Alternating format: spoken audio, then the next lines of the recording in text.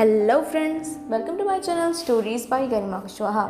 दोस्तों, जैसा कि आपको पता है, मेरे चैनल पर आपको रहस्यमयी और हॉरर स्टोरीज सुनने को मिलेंगी। कुछ इसी तरह की एक कहानी हम आज भी आपके लिए लेकर आए हैं। तो चलिए शुरू करते हैं हमारी आज की वीडियो, शुरू करते हैं हमारी आज की कहानी। छोटी सी उलझन।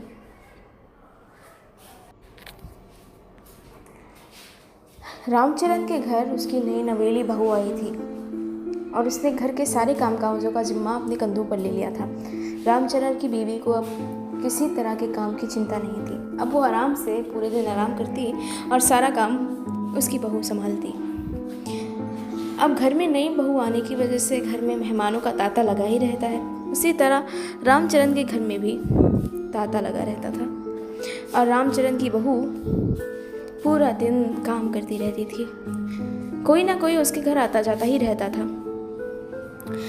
धीरे धीरे करते करते शादी के 8 महीने बीत गए। इसी तरह एक रोज़ रात के वक्त रामचरण के घर एक रिश्तेदार अचानक आ गए। किसी को उनके आने का आभास नहीं था, न ही उनकी कोई पूर्व सूचना थी। ये बात उस वक्त की है जब घर घर में पानी के लिए औरतें कुएं से जाकर पानी भर के लाया करती थी। उस दिन भी कुछ ऐसा ही हुआ। जब रामचरण के घर मेहमान आए तब उसके घर का पानी ख़त्म हो गया और इसीलिए रात के वक्त उसकी बहू को घड़ा लेकर कुएं से पानी लेने जाना पड़ा। उसका कुआं बहुत दूर था उनके घर से, साथ ही उसके आसपास जंगली इलाका पड़ता था, पर मजबूरी थी, घर में आए मेहमान का सत्कार तो करना ही था। इसलिए रामचरण की बहू रात को घड़ा लेकर निकल पड़ी पानी लेने के लिए। वो खेतों से गुजरती हुई कुएं के पास पहुंची। कुएं से आगे कुछ अमराइयाँ लगी हुई थी और उससे आगे घना जंगल था। आसपास सन्नाटा पसरा हुआ था। रात का वक्त था। अमावस से 2 दिन बाद की रात थी, इसलिए अभी भी अंधेरा सा ही छाया हुआ था। शाम रामचरण की बहू कुएं से पानी भरने लगी। तभी अचानक बड़ी जोर से हवा का झोंका आया। अचानक ही रामचरण की बहू बहुत सहम गई, क्योंकि रात का वक्त था और वो उस वक्त अकेली थी। उसने कुएं से पानी निकाला और अपने घड़े में भरा। जैसे ही वो वापस चलने को हुई, उसे महसूस हुआ कोई उसके पीछे चल रहा है, पर जब उसने मुड़कर देखा वहाँ कोई नहीं था। कुछ देर बाद चलते चलते उसे महसूस हुआ कि कहीं से घुंघरूओं की आवाज़ आ रही है, बहुत ही धीमी धीमी घुंघरूओं की आवाज़। उसे वो आवाज़ उसके पीछे से आती हुई महसूस हुई और उसने पीछे मुड़कर देखा, पर वहाँ कोई भी नहीं था। हवा अभी भी चल रही थी और धीरे धीरे तेज़ होती जा रही थी। मौसम कुछ बिगड़ता सा मालूम हो रहा था। रामचरण की बहू ने अपने कदम तेज़ कर दिए। उधर उसके घर वाले उसका इंतज़ार कर रहे थे। काफ़ी वक्त हो गया था, बहू वापस नहीं आई। ये देखकर रामचरण ने अपने बेटे विश्वास को उसे देखने के लिए भेजा। ए विश्वास, जाके देखो बहू कहाँ रह गई, अभी तक आई नहीं। हाँ पिताजी, मैं देख के आता हूँ। ये कहते हुए विश्वास ने दरवाजे की ओर कदम बढ़ाए और जैसे ही दरवाज़ा खोला, सामने उसकी पत्नी खड़ी थी, बड़ी ही बदहवास हालत में। वो भीगी हुई थी और उसके हाथ से मटकी गायब थी। वो हड़बड़ी में घर के अंदर भाग के आई और अपने कमरे में जाकर बैठ गई। उसकी हालत देखकर उसके सास ससुर बहुत परेशान हुए। उसकी सासू माँ ने उससे उसका हालचाल पूछने के लिए उसके कमरे में गई। क्या हुआ बहू, तू ठीक तो है? क्या हुआ? तू भीग कैसे गई? माँ जी, वहाँ खेत में मैंने, मत पूछिए मैंने क्या देखा। वहाँ मैंने साक्षात चुड़ैल देखी माँ जी, साक्षात चुड़ैल। चुड़ैल? क्या बात कर रही है तू? हाँ माँ जी, हाँ, घुंघरू पहनी हुई चुड़ैल। मैंने साफ साफ घुंघरू की आवाज़ सुनी थी। हुआ क्या, सही से बता। अरे माँ जी, मैं जब घड़े से पानी भर के वापस लाने लगी तभी अचानक मुझे लगा कोई मेरे पीछे आ रहा है, पर मैंने पीछे मुड़कर देखा, कोई नहीं था। फिर मुझे घुंघरुओं की आवाज़ सुनाई दी। फिर क्या हुआ बहू? फिर माँ जी, मैंने फिर से अपने पीछे मुड़कर देखा और कोई नहीं था। फिर जैसे ही ना मैं आगे बढ़ने की हुई तो मुझे ऐसे लगा जैसे किसी ने मुझे पकड़कर ज़ोर से खींच दिया और मैं गिर पड़ी और मेरी मटकी फूट गई माँ जी। बस किसी तरह से अपनी जान बचाकर भागती हुई आई हूँ यहाँ पर। अरे बेटा, ये तो बहुत खतरनाक बात हुई है। रात बिरात अब वहाँ जाना खतरे से खाली नहीं है। बस फिर क्या था, आस पड़ोस में ये बात आग की तरह फैल गई कि कुएं के आसपास में चुड़ैल रहती है, इसलिए रात के वक्त लोग वहां जाने से कतराने लगे। अब अगर शाम के वक्त कुएं से पानी लाना होता था तो रामचरण की बहू नहीं बल्कि उसका बेटा ये काम किया करता था। और कुछ ही दिन बाद उन्हें दोबारा ज़रूरत पड़ी रात बिरात कुएं से पानी लाने की। सो रामचरण का बेटा मटकी लेकर कुएं की ओर चल पड़ा। वो कुछ ही दूर चला था और खेतों तक पहुंचा ही था कि उसे अचानक घुंघरुओं की आवाज़ आई। उसने अपने आसपास मुड़ कर देखा, कोई नजर नहीं आया, बस खेतों के बीच कुछ हलचल होती नजर आई। रामचरण का बेटा बिना डरे हुए आगे बढ़ता गया। खेतों के बीच चलते चलते आगे बढ़ते हुए उसने कुछ देखा जो देखकर उसे हंसी आ गई। उसने देखा वहाँ विलास राव अपनी बकरी के साथ बैठा हुआ था और उसकी बकरी के पैरों में घुंघरू बंधे हुए थे। अरे विलास, ये बकरी किसकी है? हमें नहीं पता भैया, हमें तो ये तुम्हारे खेतों में ऐसे ही चरती हुई मिली तो हमने यहाँ देखने चले आए और इसके पैरों में देखो घुंघरू बंधे हुए थे। अच्छा, कमाल की बात है, बकरी के पैरों में भला कौन घुंघरू बांधता होगा? विलास राव असल में रामचरण का पड़ोसी था, पर अब चुड़ैल का पर्दाफाश हो चुका था। विश्वास जान गया था कि घुंघरू वाली चुड़ैल और कोई नहीं बकरी बल्कि एक अदना सी बकरी है जिससे उनकी बीवी इस कदर डर गई थी। खैर, उसने घर आकर ये वाकया सबको सुनाया तो सब हंसते हंसते लोटपोट हो गए।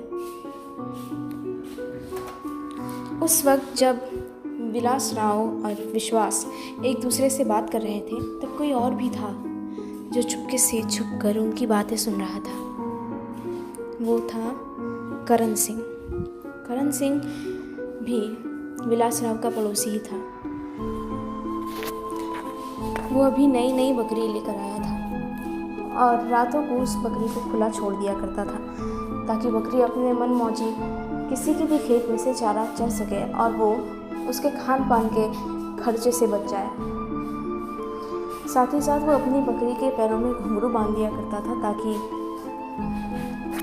ताकि उसे आहट होती रहे कि उसकी बकरी कहाँ जा रही है। उससे इस बात का भय हुआ जब उसे मालूम चला कि श्यामचरण के बेटे को पता चल गया है कि खेत वाली चुड़ैल और कोई नहीं बल्कि उसकी बकरी ही थी। तो उसे बड़ा डर हुआ। उसे लगा कि कहीं ये बात विश्वास को पता चल गई तो वो उसे पंचायत में ज़रूर घसीटेगा और इस तरह से उसकी मट्टी पलीद हो जाएगी। अपनी नाक बचाने के लिए उसने एक और झूठी कहानी गढ़ी। उसने पूरी योजना बना ली थी अपने चुड़ैल वाली झूठी बात को सच साबित करने का।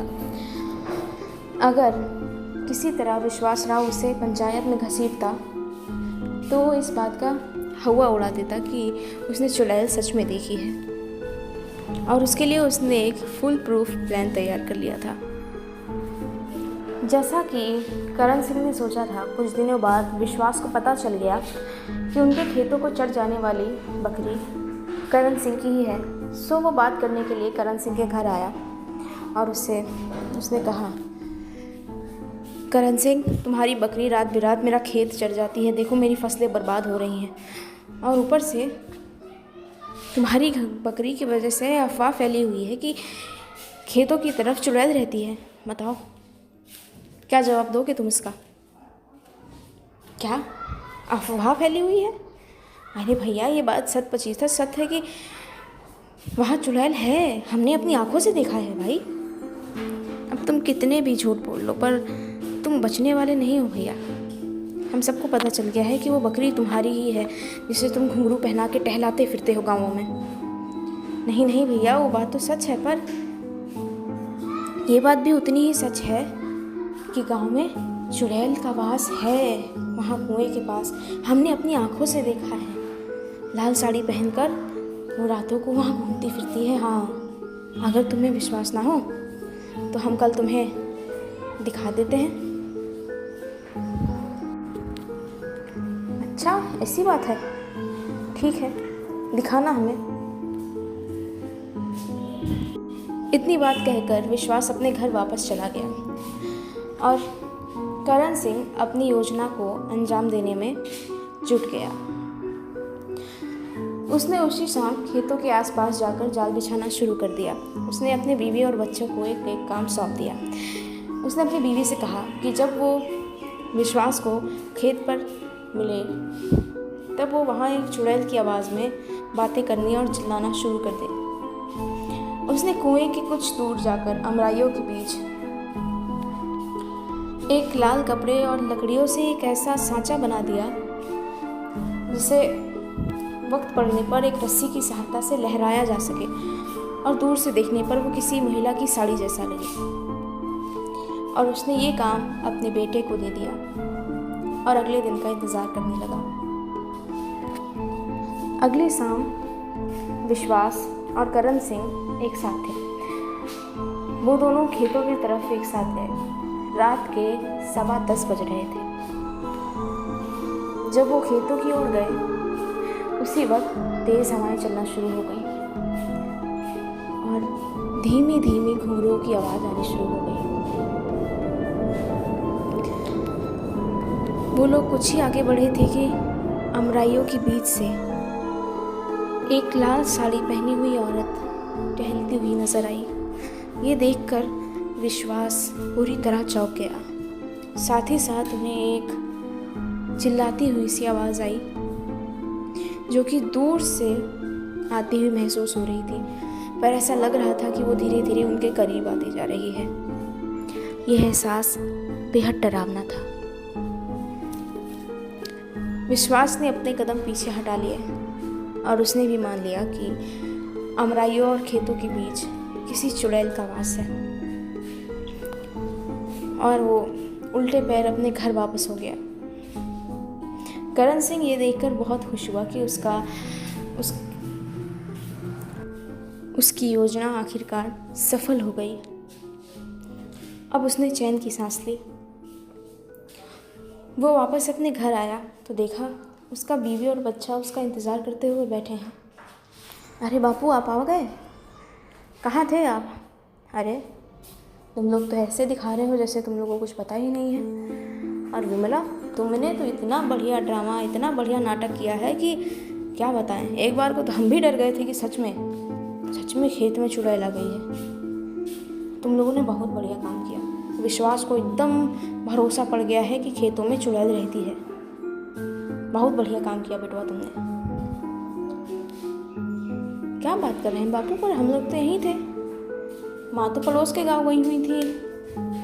उनकी बहन को बुखार हो गया था ना, तो वो उन्हीं से मिलने गई थी, और हम तो घर से हिले तक नहीं हैं जब से माँ गई है। सुनते ही करण सिंह के हाथ पैर सुन्न पड़ जाते हैं। उन्हें अपने कानों पर विश्वास नहीं होता। आखिर अगर उनके बीवी बच्चे घर पर ही थे तो फिर जो वो खेतों में देख कर आए वो कौन था? तो दोस्तों इसी के साथ ख़त्म होती है हमारी आज की कहानी। उम्मीद है आपको मेरी आज की कहानी पसंद आई होगी। अगर आपको इसी तरह की रहस्यमयी कहानियाँ सुनना पसंद है तो प्लीज़ सब्सक्राइब कीजिए मेरे channel stories by Garima Kushwaha को, और वीडियो को लाइक और शेयर करना ना भूलें। Thank you.